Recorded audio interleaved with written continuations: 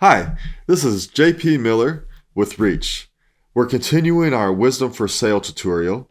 So in the previous section, we built the structure of our decentralized application by building the beginnings of our front end and the architecture of the back end. You recall that we created our participant interact interface in the index.rsh file, and we matched or mirrored our interact interfaces in index.rsh, the backend, with the interact objects in our front end, index.mjs. Okay, so we won't make any changes to our backend at this point in time. And now we're going to add the ability to switch between a buyer and a seller role, or to choose which participant will be seller and which participant will be buyer. Because currently, we can only be the seller, and that's not very interesting.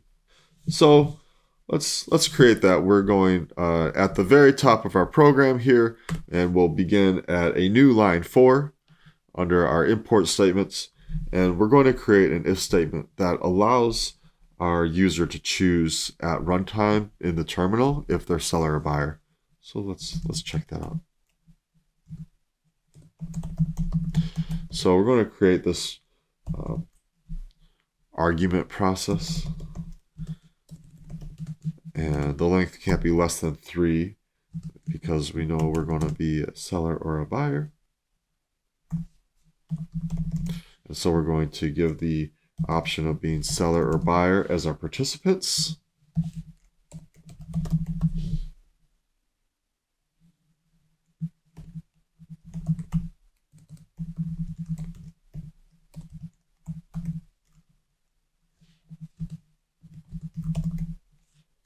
All right.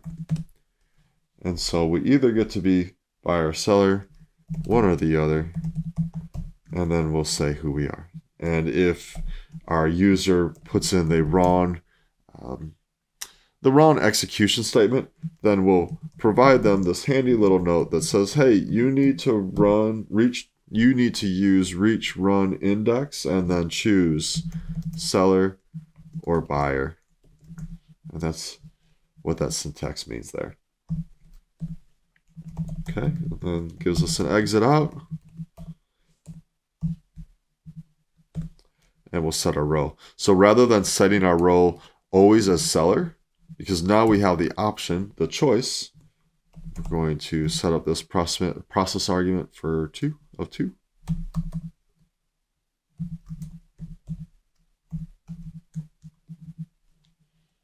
And now instead of always saying that you're the seller, we'll have the opportunity to say you're the seller or the buyer.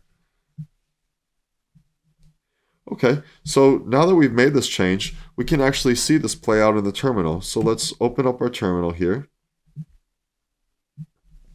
And I'll need to split my screen. So I've got 2 terminals now. I'll clear that out. And if you recall, previously we were on Ethereum. We still are. So let's set that up quickly.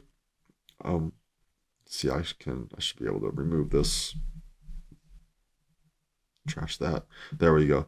And let's change to CFX this time, just for fun. This will only take a second, so yes, we'll back that up, and we'll select 2, and configuration is saved, and then I'm just going to paste this entire statement, period and all, into my terminal, and there we go. And so now we should be on CFX, and we'll verify that here in a moment. Okay, so first thing we'll do is do a reach run index seller. And we'll let that run.